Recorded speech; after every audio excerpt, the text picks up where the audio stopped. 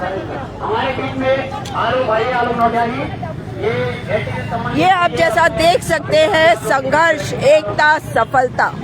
LT सहायक अध्यापक चयनित अभ्यर्थियों को शीघ्र नियुक्ति दो। 24 मार्च 2025 परेड ग्राउंड से सचिवालय तक महारैली। और ये है न्यूज। आप ये कटिंग अगर आप देखें तो हिंदुस्तान की खबर बताती है कि स्कूलों को 1317 एलटी शिक्षक मिल गए। ये धन सिंह जी ने कहा है। चाहे गणित हो, सामान्य विज्ञान, वाणिज्य, संस्कृत, उर्दू, अंग्रेजी, हिंदी, कला, संगीत, गृह विज्ञान और व्यायाम विषय में इन्होंने कहा है इतनी सीट। अधिकारियों को दिए निर्देश, नियत समय पर हो कार्रवाई। ये लिखा है। धन सिंह रावत जी के पेज का एक स्क्रीनशॉट है, यहाँ पर देख लीजिए ध्यान से। और प्रमुख मांगे इनकी कि चयनित अभ्यर्थियों को नए सत्र अप्रैल 2025 से शीघ्र नियुक्ति मिले। यहाँ पर भी एक और है बैनर, उसमें भी यही लिखा है। भर्ती आए हो गए 1 साल, फिर भी नहीं हो पाई बहाल।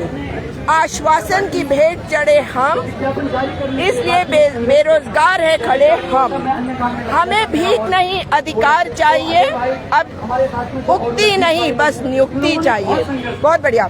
परीक्षा दी सफलता पाई, फिर भी नौकरी क्यों अटकाई। भर्ती आए हो गए 1 साल, फिर भी नहीं हो पाई बहाल। चयनित होकर बेरोजगार, जल्द नियुक्ति दे सरकार। शिक्षा व्यवस्था हो गई तार-तार, चयनित शिक्षकों को की नियुक्ति दो सरकार। तो आप देख सकते हैं। और यहाँ पर बैठे हुए हमारे ये बच्चे, हमारे राज्य के बच्चे क्या कह रहे हैं, ये सुन ले सरकार। सरकार क्यों नहीं सुन रही इनकी? सुनते हैं कि क्या कह रहे हैं हमारे ये बहादुर बच्चे। ये नौजवान इस देश का, इस राज्य का भविष्य है। अपनी बेटी का मनोबल बढ़ाने के लिए, क्योंकि उनके साथ एक परिवार है, हम मिल सकते हैं उसे। हमारे साथ मातृशक्ति आई, क्योंकि उनको पीड़ा है। ये बच्चे का दर्द नहीं, पूरे परिवार का दर्द है। एक माँ भी आई है अपनी बेटी के साथ। बड़े मुश्किल से कोई चयनित होता है, रात दिन एक मेहनत करके चयनित होता है। आखिरकार उसको अगर नियुक्ति नहीं मिलती है तो वो हताशा की ओर जाता है। अग्रिम पेपरों की भी वो तैयारी करना चाह रहा होगा, लेकिन वो भी उससे छीनी जा रही है। देखा जाए तो मतलब एक तरफ से बैठ जा रहा है। आगे बढ़ने के कारण वो तो और पीछे जा रहा है। मैं उन मातृशक्ति से भी विनती करूंगा, वो भी 2 शब्द जरूर बोले जो उत्तरकाशी से यहाँ पर आए। तो क्योंकि एक हम लोगों को, हमारे परिवार, हमारे गार्जियन को भी एक संदेश जाएगा कि देखो बच्चा तो संघर्ष कर ही रहा है, साथ में उनका परिवार, अभिभावक भी संघर्ष कर रहा है। तो मैं मैम से चाहूँगा 2 शब्द आप जरूर बोलिए। बहुत अच्छा बोलते हैं, बहुत मीठा बोलते हैं। आगे बुला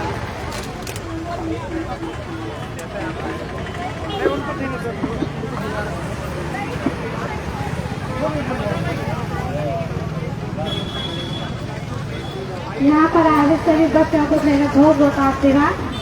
मैं अपनी बेटी के साथ यहाँ पे आई हूँ। मैंने अपनी बेटी को कहा कि बेटा मेरे से जितना हो सकेगा मैं तुम सबका साथ दूंगी यहाँ पे, क्योंकि मेरी बेटी नहीं, आप तो जितना मेरे बच्चे समान हो। मैं सब बच्चों के साथ करेगा मैं प्रयास करूँगी, क्योंकि मेरी बेटी का जो है, मेरा बड़ा बेटा है उसका भी और बेटी का भी जो है परीक्षा में पहले नंबर आया था, लेकिन वहाँ पे भी मेरी बेटी का जो है नंबर कट गया था। उस समय मेरी बेटी बहुत रोई। उसने मेरे से कहा कि मम्मी मेरे लिए जो है उनसे मिला उनसे मिलो। मैंने कहा बेटा जो तेरे भाई के अंदर होगा वो तो होगा, लेकिन मैं प्रयास पूरा करूंगी। मैं कई लोगों से मिली, लेकिन मेरी बेटी का उस समय परीक्षा में नंबर नहीं आया। और इस बार भी मेरी बेटी जो है, मैंने उससे कहा कि मैं आऊंगी तेरे साथ, पूरा करूंगी, उसका पूरा साथ दे रही हूँ। आप लोगों का साथ दे, अगर भगवान की कृपा होगी तो बहुत जल्दी आप लोगों को जरूर इसके पत्र मिलेंगे। ये एक माँ का आशीर्वाद है। और मुझे ज्यादा फोन आता है, इसलिए मैं आपसे मुझे आशीर्वाद दे सकते तो आपको जो है बहुत जल्दी से जल्दी नियुक्ति मिले और आप लोग जो अपने मेहनत के आपका फल मिले। धन्यवाद। बहुत बहुत धन्यवाद मैम, आप यहाँ पर आई थी, दूर से आए और आपने देखिए, अपने विचार हमारी समस्या रखी। इसके बाद मैं कृष्णा बोगना मैम को मंच पर बुलाना चाहूंगा। कृष्णा बोगना मैम, आप मंच पर आइए और अपने विचार रखिए। कृष्णा मैम, आप मुझे को बोलना चाहूँगा, हाथ खड़ा कर, मैं नाम बोलना तो पड़ेगा ही, ऐसे ही हो गया।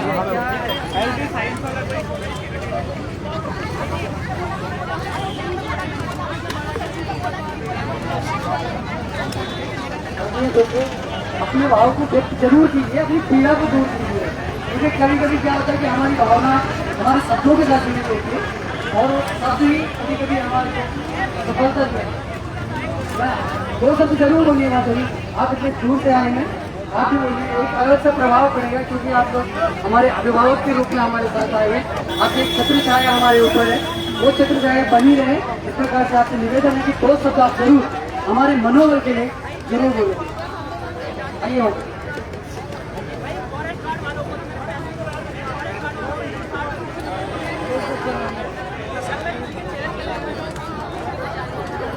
ये देखिए,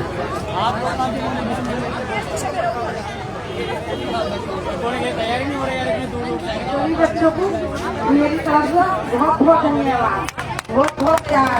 मैं बहुत परेशान थी, अपनी लड़की की वजह से सुबह में 10 बजे चली, सुबह उठी थी, मतलब यहाँ आ गई। सभी बच्चों को मेरी तरफ से बहुत बहुत धन्यवाद।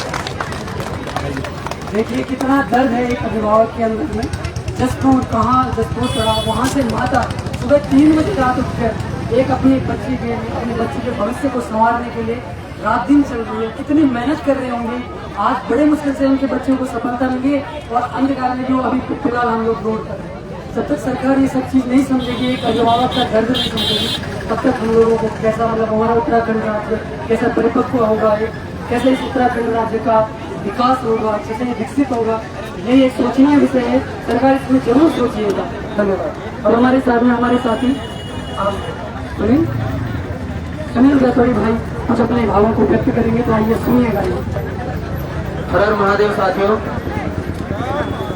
देखो जब से हमने जन्म लिया है मृत्यु प्रयत्न हमें कर्म करना ही पड़ेगा। अभी एलटी के लिए हमने प्रयत्न किया है, बहुत मेहनत की थी, अभी नियुक्ति के लिए पंकज जी, आप यहाँ पे पहुँचे हैं और जो देख रहे हैं उससे क्या क्या आपको लग रहा है? हम ऐसे निराश नहीं हो सकते कि हमें नियुक्ति पत्र डिले हो रहा है, जरूर मिलेगा। तो एक बड़ा सा कुछ विचार है उसको बताना चाहूँगा। कल ही सरकार ने बोला कि 3 साल बेमिसाल, 3 साल विकास का जो गंगा बही है और झूठे खोखले किस प्रकार से कोरे दावे किए गए। आप देख रहे हैं प्रदेश का युवा तो यहाँ है, बेरोजगार युवा। आप कौन से 3 साल बेमिसाल की बात कर रहे हैं? मुद्दा ये होना चाहिए था, नारा ये होना चाहिए था कि 3 साल युवा बेरोजगार, 3 साल जनता का बुरा हाल, 3 साल माफिया माला माल, ये होना चाहिए था। जो नारे जो होने चाहिए थे, ये होने चाहिए थे। बेरोजगारी का आलम है, आपके मंत्री वादा करके मुकर जाते हैं। चयनित बच्चे हैं ये कोई खैरात नहीं मांग रहे हैं, ये कोई भीख नहीं मांग रहे हैं। इन्होंने फार्म भरा है, परीक्षाएं दी है, चयन हुआ है। चयनित होने के बाद आज ये नियुक्ति पत्र की मांग को लेकर दर की ठोकरें खा रहे हैं। ये बताइए कहाँ का न्याय है? और आप ये फर्जी खोखले वादे दावे करते हैं। 3 साल बेमिसाल, 3 साल विकास की गंगा बह रही है। 3 साल अगर आप ये देखिए बेरोजगार नियुक्ति के लिए तरस रहा है युवा, उत्तराखंड की ये स्थिति है। और आप कह रहे हैं कि 3 साल बेमिसाल, बड़ी शर्म आती है, बहुत दुख होता है। ये जुमले की सरकार है, ये झूठों की सरकार है। और धाकड़ धामी जी जो खुद को धाकड़ बोलते हैं, खुद को स्मार्ट बोलते हैं, उनके ऊपर कई उनको नवाजा गया है कई किताबों से कि स्मार्ट धामी, धाकड़ धामी। मैं उनको एक खिताब देना चाहता हूं कि आप डरपोक धामी हैं। अगर आप वाकई में धाकड़ होते तो आज युवाओं की ये स्थिति न होती।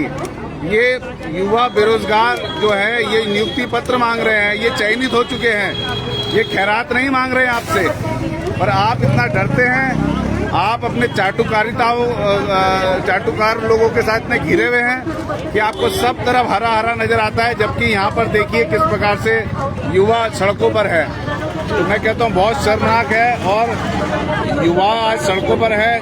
तमाम लोगों को ये समझना चाहिए और जनता को सड़कों में आके न्याय की गुहार करनी चाहिए और इस सरकार की बर्खास्तगी की मांग करनी चाहिए। जी, आपने देखा अभी पंकज छेत्री जी ने जो बात कही है, मैं इन बच्चों से भी बात करूंगी, और ये हमारा भविष्य है, ये हमारे युवा है। और ये मुझे खुशी इस बात की है कि पढ़ाई लिखाई की जब बात होती है, क्योंकि मैं स्वयं अध्यापिका हूँ, तो मुझे और खुशी हो जाती है। ये LT सहायक अध्यापक चयनित है, मतलब अगर ये राज्य को आगे बढ़ना है तो हमारे यहाँ पढ़ाई को महत्व देने की जरूरत है। और पढ़ाई तो तभी हो सकती है जब हमारे युवा जो है वो पढ़ाई करें, और उनको पढ़ाई करवाने के लिए जो शक्ति होती है, हम जैसे टीचर्स जो होते हैं उनकी जरूरत होती है। तो मैं जानना चाहती हूँ आपसे, क्या आप लोग बोलना चाहेंगे कि आपको नियुक्ति पत्र मिल चुका है? नहीं मिला, आपका चयन हो चुका है, आपका रिजल्ट आ चुका है, और उसके बाद नेक्स्ट स्टेप है कि नियुक्ति पत्र नहीं मिला। नियुक्ति पत्र मिल जाए और उसके बाद वहाँ पे बात खत्म नहीं होती, लड़ाई तब भी बाकी रहती है जब तक आप अपने अपॉइंटमेंट पर पहुंचकर पढ़ाना शुरू नहीं करते। आप क्या पढ़ाती हैं? मैं LT साइंस में चयनित हुई हूँ, साइंस के लिए मेरा चयन हुआ है। साइंस में मेरा केमिस्ट्री का बैकग्राउंड है, तो बहुत अच्छा लगा जान के। जी, तो आप लोगों को इस वक्त यहाँ बैठना पड़ रहा है, मुझे दुख है इस बात का, लेकिन क्या कहना चाहोगे आप सरकार को? मैं सरकार से एक ही निवेदन करना चाहूंगी कि अगर किसी देश को या किसी राज्य को आगे बढ़ना है तो उसकी नींव है शिक्षा, और अगर हमारी शिक्षा व्यवस्था की बुनियाद ही इतनी ढीली होगी तो हम कैसे आगे बढ़ पाएंगे। तो मेरा अनुरोध यही है कि अगर शिक्षा को मजबूत करना है, अपने राष्ट्र को विकसित बनाना है, तो शिक्षा पे ध्यान देना होगा, और हमें नियुक्ति पत्र जल्द से जल्द चाहिए। बस यही अनुरोध है सरकार। देखिए आप, ये हमारे उत्तराखंड की बेटी है, कितना अच्छे तरीके से, सौम्य तरीके से समझा भी पा रही है, अपनी बात को रख भी पा रही है, और जरूरत है कि आप इनकी बात को सुने, इनकी समस्या का हल हो। मैं यहाँ चली संघर्ष की कहानी एक सैनिक। जी, आप बताओ मुझे, आप कहाँ से हैं? मैम मैं रुड़की से हूँ और कला विषय से चयनित हूँ, और 2021 में भी हमारी जो भर्ती थी वो रद्द कर दी गई थी। 2021 में तो हम डबल भुक्तभोगी हैं मैम। हम 2021 से मेहनत करते हुए आ रहे हैं और नियुक्ति हमें अभी तक नहीं मिल रही। मतलब वो वाली कहावत सच होती दिख रही है कि पहले पढ़ो फिर लड़ो। तो हमने नौकरी छोड़ के हमने तैयारी करी है, अब हम सड़कों पर उतरने को मजबूर हैं। तो हमारी गलती इसमें कुछ भी नहीं है, पता नहीं क्यों हमें नियुक्ति पत्र नहीं मिल रहा है। 2021 में भी हमारी भर्ती, मंत्री जी ने कहा था कि नियुक्ति पत्र मिल जाएंगे। यस मैम, पर वो बात वो वहीं तक सीमित होकर रह गई है, नियुक्ति पत्र अभी तक नहीं मिला। तो कुछ कहना चाहती हैं धन सिंह रावत जी से? मेरा बस हाथ जोड़कर विनम्र निवेदन है कि बेरोजगारी अपनी चरम सीमा पर है, और बेरोजगार अपनी हताशा की, मैं कह रही हूँ, चरम सीमा पे है। परेशानी तो है कि जो मानसिक उत्पीड़न हो रहा है वो संभाल नहीं पा रहे। तो बस यही हाथ जोड़ के विनम्र निवेदन है कि नियुक्ति पत्र जल्द से जल्द दिया जाए। हमारी कोई भी गलती नहीं है, हम चयनित हैं। जो चयनित है वो हाथ जोड़कर कह रहे हैं कि हमें अपना नियुक्ति पत्र दे दीजिए, और कौन बोलने को तैयार है? जो भी बोलना चाहे, ये हम सभी जानते हैं। हमने आप बोलोगे? पेपर दिया भाई, टीचर को तो बोलना ही पड़ता है। हाँ, आप कहाँ से हैं? मैम मैं रुड़की हरिद्वार से हूँ। अच्छा। LT इंग्लिश से मैं चयनित। अच्छा, मेरी एक डिग्री इंग्लिश की भी है, तो मुझे बड़ी खुशी हुई। तो सर मैम, पहले तो हमारा रिजल्ट ही इतना डिले हुआ, ऑलमोस्ट 5 मंथ बाद हमारा रिजल्ट आता है। हाँ। प्रोविजनल, उसके बाद हमारा फाइनल रिजल्ट भी आ जाता है, और फाइनल रिजल्ट आने के बाद जैसे एक स्टिग्मा लग जाता है, डिले हो जाता है।